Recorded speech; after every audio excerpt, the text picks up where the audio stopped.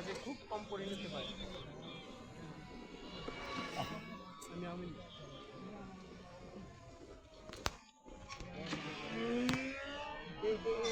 এই বিল্ডিং এর দিকে তাকাতে যাইয়া ওই 0 পয়েন্ট গেছে।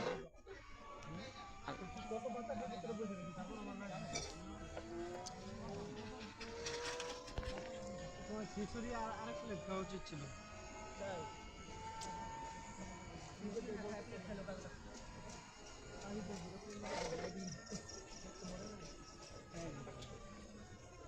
ভালোই বুঝো।